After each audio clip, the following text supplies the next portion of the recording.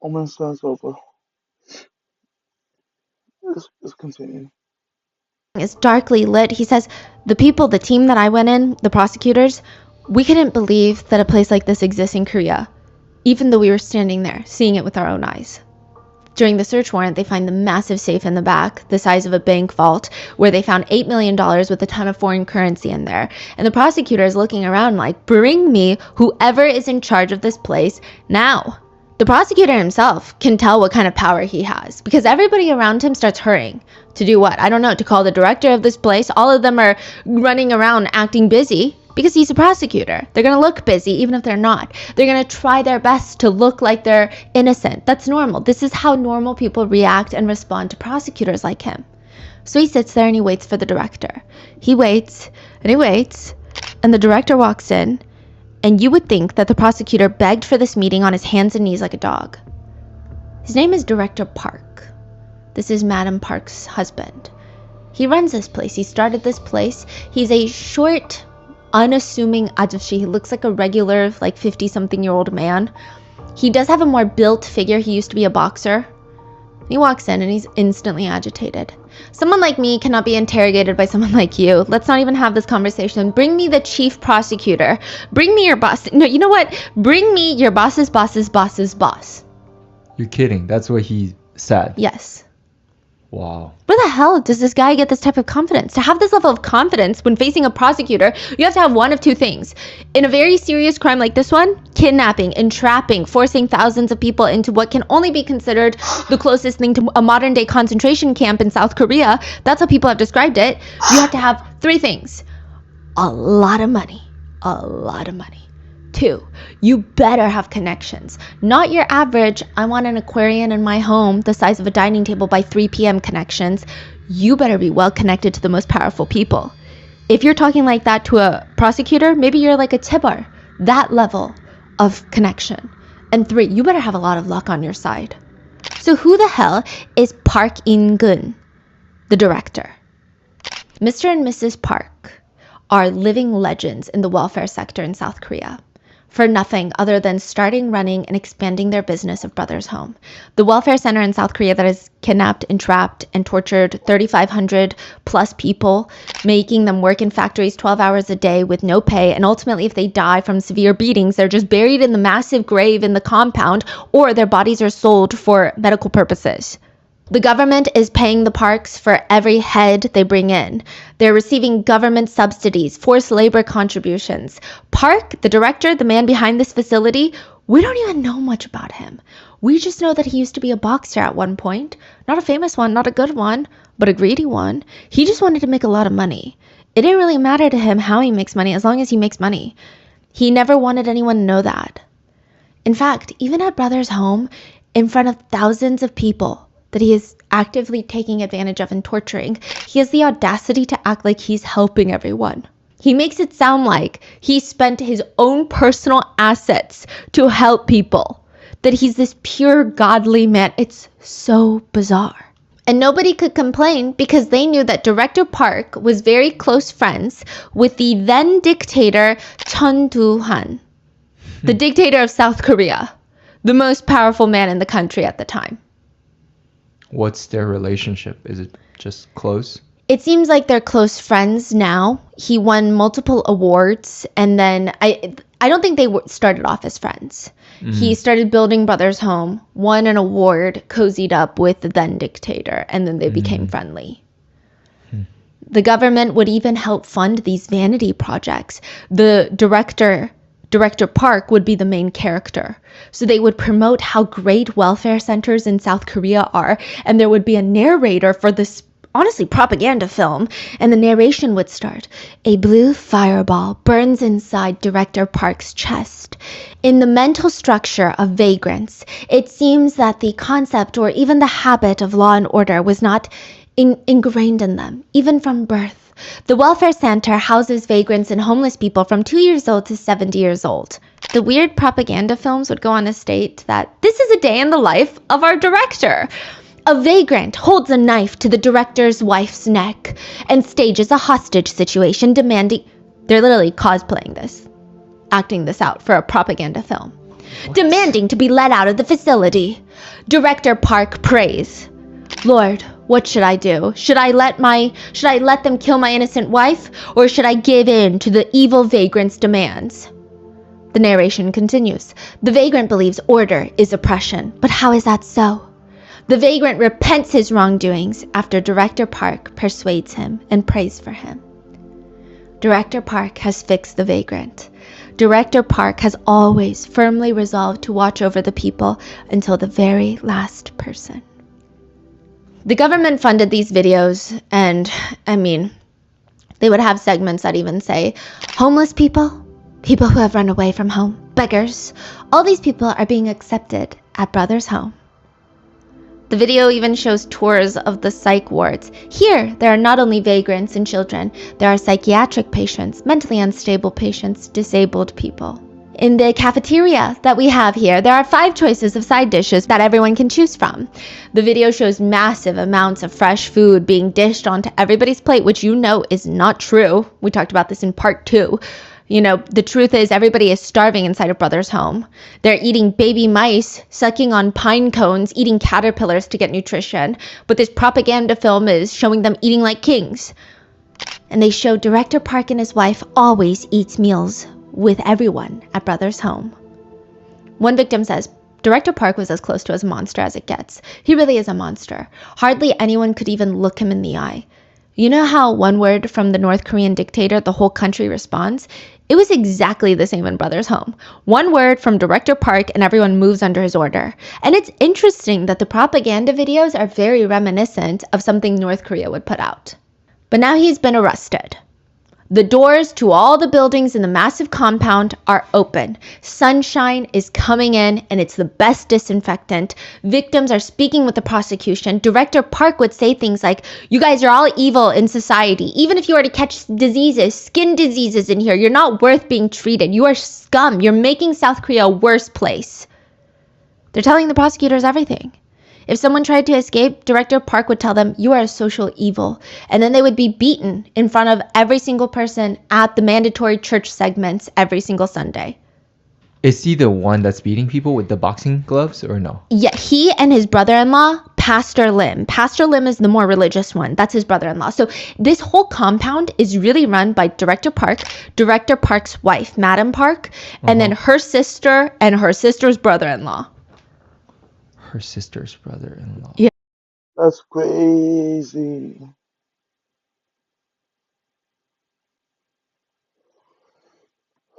So much of being Christians. All Christians are not good people. And stuff like this starts to make them believe, is God even, people ask, is God even real? This hill right here, where all these so-called Christians, how you gonna be a Christian and be doing this? And this is making me think more like, I don't think God, I think there's something, I don't know, maybe there's something bigger out there than all of us. I believe in that, but I don't believe in quote unquote God, quote unquote God per se, and the reason why I'm saying this, because you got people who quote unquote believe in God, but then they quote unquote believe in God, but then go behind the back and do something like this. That really makes you think. That's crazy. It's like a whole family business. And they're just beating people with a boxing glove while running this religious church camp. And Pastor Lim was, I don't even want to call him Pastor Lim.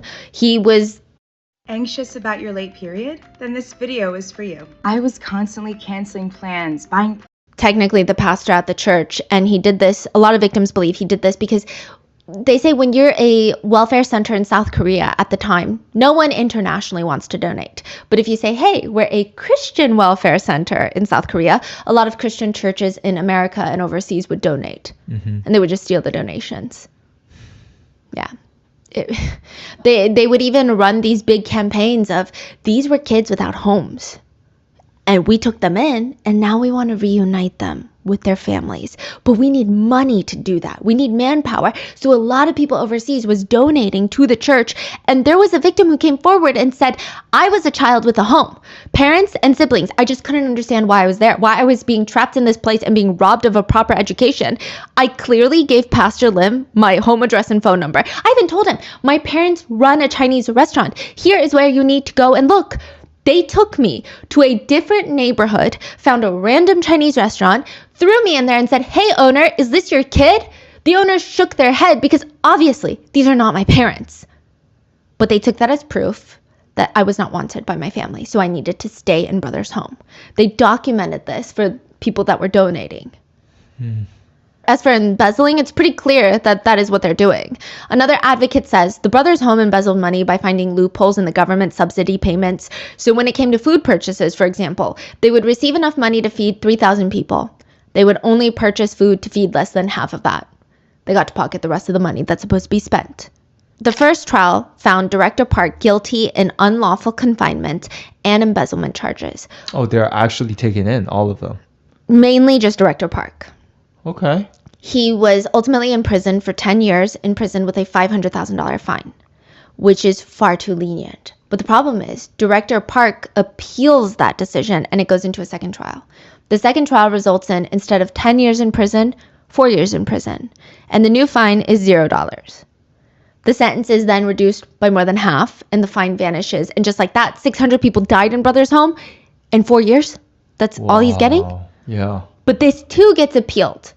And finally, his ultimate final sentence gets boiled down, reduced to 2.5 years in prison and $0. The main reason for the reduction being they argued that the unlawful confinement charge, there's no proof. They're saying there's not enough proof that he was holding people against their will, which is about as unhinged as if I were to see a kangaroo building a 3-story house in the middle of Central Park. It's just absurd. The logic behind it is not making sense. One victim says, I was a living victim and witness to all the terrifying and horrendous abuses that were happening in there. And that wasn't enough? What power do we have? The prosecutor was being bullied by the mayor of Busan as well as the dictator at the time to drop all the charges. So it seems like there was a lot of just corruption to let him out. Mm-hmm. In 2.5 years, he is released and they continue to open up more welfare centers. What? And get government subsidies. In Squid Game Season 2, the main character tells the game makers, you take advantage of desperate people with nowhere else to turn, and you watch as they die one by one to entertain your clients.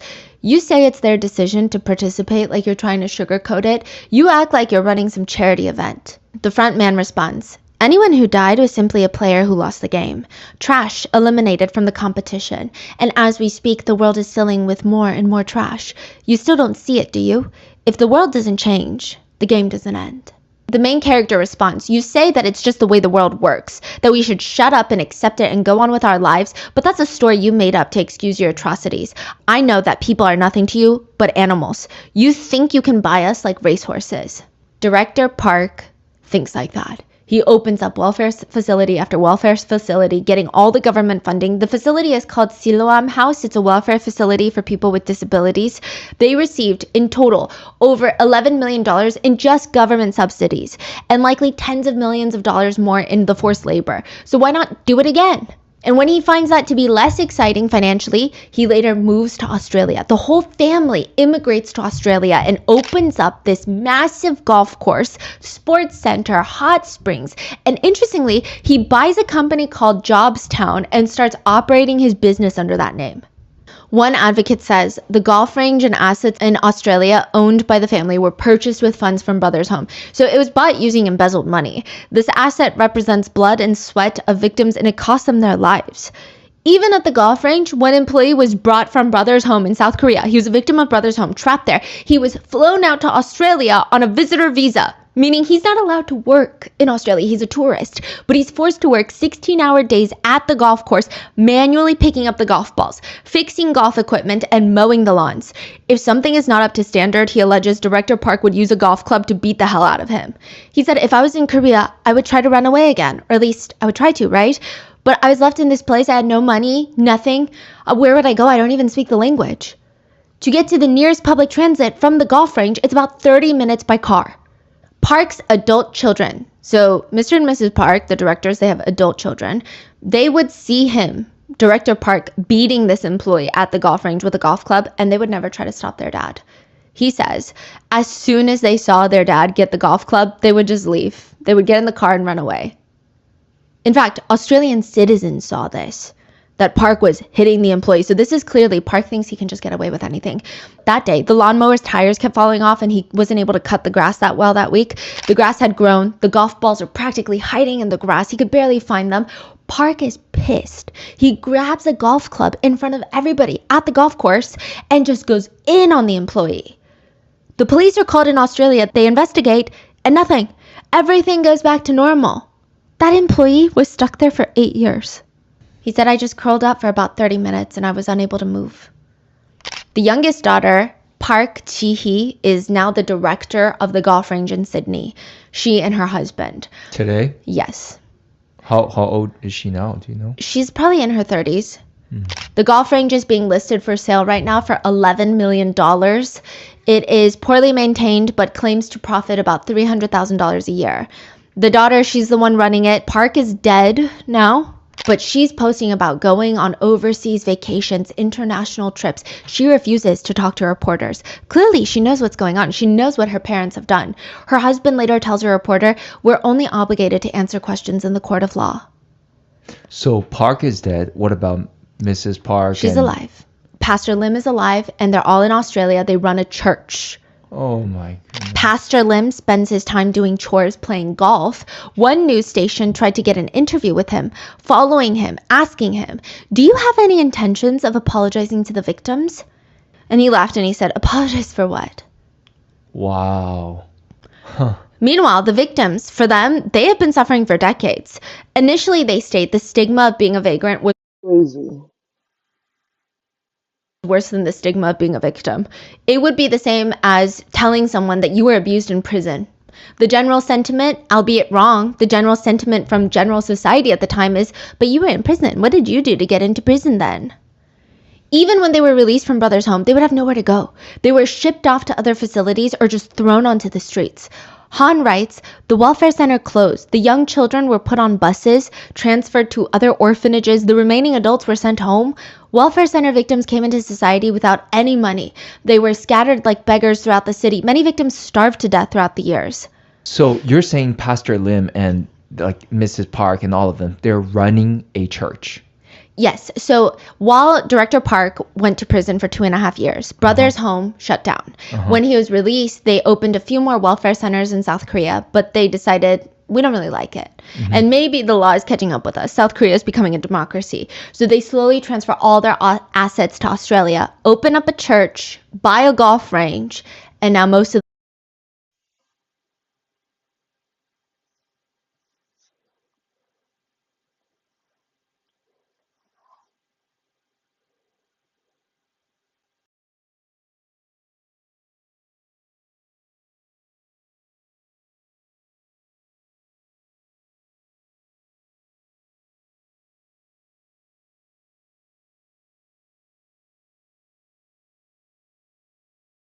Crazy.